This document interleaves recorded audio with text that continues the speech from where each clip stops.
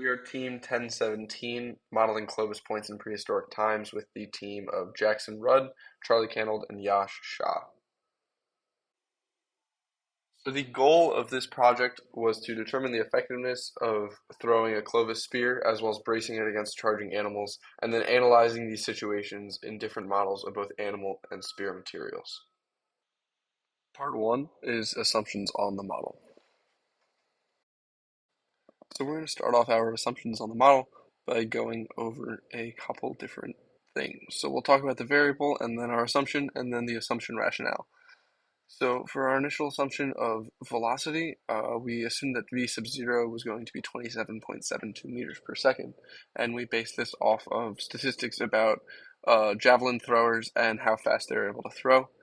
Then theta sub 0 we assumed to be 35 degrees, but we did some variability analysis afterwards, and we'll see that later on. But we have that as 35 degrees, and again, we base this off of javelin throwers that threw between 32 and 36 degrees. Our drag coefficient we put as 0.6. We found online that the drag coefficient for cones are between 0.4 and 0.5 and 0.7, so we called it 0.6. Our displacement for our animal in the initial setting of throwing the javelin, or throwing the spear, was going to be 0, and we rationed this because the animal probably wouldn't be moving very much. And now for the spear versus the animal, the relationship between the two, we said that the spear will always end up being orthogonal to the animal upon impact. And this was kind of simplicity's sake, but also makes sense because we don't get reduced, we don't need to calculate dispersed forces. But then also it makes sense because a lot of the parts of an animal are angled, so we assume that the angle that we're hitting is going to be orthogonal. Sharpness, we assumed that it is sharp enough to puncture the skin of the animal. Air density, we assumed that it was 1.225 kilograms per meter cubed, which is the air density at sea level. And then finally, for penetration resistance, we calculated that at 500 newtons. This was assuming that we would be penetrating through skin, muscle, and potentially bone. And this was our average of that from resources that we found online. All right, part 2, the model. So we got rid of mass and just derived the acceleration of the drag. And since acceleration equals dv dt, we set dv dt equal to the drag acceleration. We then multiplied each side by dt and divided each side by v squared. So you get the 1 over v squared times dv equals negative 1/2 the drag coefficient times air density times dt, which if you integrate, you end up getting the integral of 1 over v squared dv equals negative 1/2 the drag coefficient times air density times time. Deriving that even further, you get velocity equals 1/2 drag coefficient times air density times t. So that's what results in the velocity vector to equal v cosine theta plus 1/2 drag coefficient times air density times t, and then negative gt plus the initial velocity times sine theta. Alright, this is the general flight path that we created using MATLAB.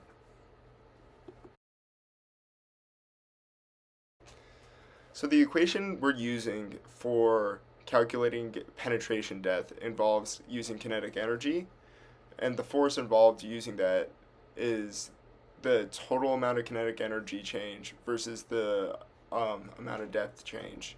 Now, moving around some stuff, force minus resistance does equal ma or m dv dt. So, deriving a little bit, you get your penetration depth to equal ke over r, or v squared over 2mr. And this is the MATLAB simulation of piercing. Part 3, Simulations and Piercing Physics. So we move into the variability and simulation section that we had created. So initially we looked at differences in launch angles, which was previously described. So we found that an increase in the angle would increase the ending velocity, but decrease the total distance traveled. We can see this on the two graphs here. We varied from 30 to 50 degrees. We can see that initially the distance increases and then it begins to decrease. And then we can also see that the velocity increases as the angle increases. as the ending velocity will increase. The angle appeared to be optimized at around 45 degrees. Because 45 degrees, we'll see a little bit of a flat line in velocity, but we'll see the maximum distance that we will travel given our initial assumptions. Simulation that we performed was changing our sphere shape, and therefore we had four different sphere shapes: pointed, taper, blunt, and wide-bodied. Basically, these differences in shape caused variability in the drag coefficient. So whenever we had a sharper object and more pointed sphere, they were more aerodynamic, so they had lower drag coefficient values. However, on the flip end, the blunter, more wide-bodied spheres had higher drag coefficient values, and therefore we can see through the simulation how the comparison of the sphere trajectories would be for these different shapes. So now we'll move on to some of the simulations that we had created regarding the piercing physics. So using the equations that we had previously discussed, we looked at the penetration depth versus the angle. So this was something relating back to one of the previous sections that we had just talked about, how an increase in the angle will increase the final velocity. So we found that the penetration depths ranged between 18.5 and 21.5 centimeters, depending on the angle. And this makes sense. We found some studies online that had conducted similar experiments, but actually conducted the experiments, and they found between 18.5 and 21.5 as roughly the penetration depth. So this is kind of a logic test for our math, saying our math makes sense and it works, which is a very, very positive sign. So now we'll move into some of the piercing physics for the braced model. So our braced model obviously will use the same equations that we had previously described, but instead we're going to be using it where the animal is coming charging at us.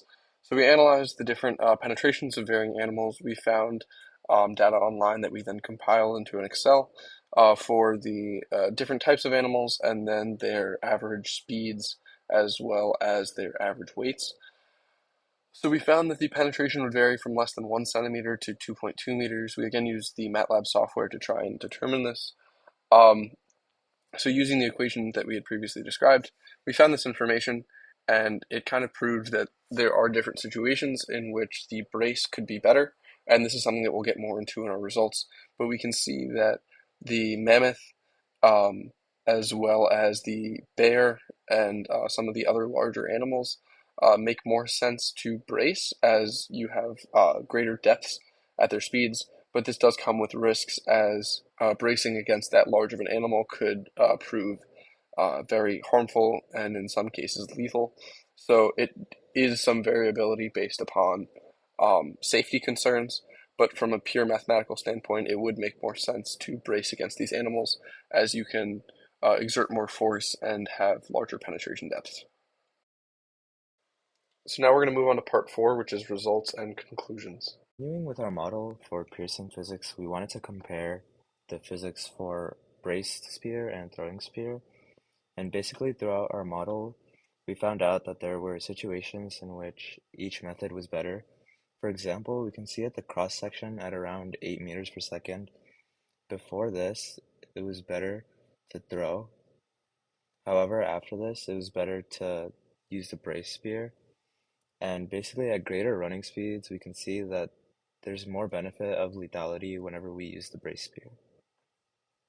In conclusion, overall, throwing had the higher efficiency for smaller and slower species throughout our models. Alongside this, higher launch angles increased the velocity and penetration when throwing the spear, but we discussed that it would be less accurate. In contrast, for heavier and faster animals, I believe that the prehistoric Homo sapiens should have used braced spears since the penetration depth increased. However, we do realize that the risk of death also increased, and therefore the throwing was a safer option. Here are the references that we used. Thank you so much for watching.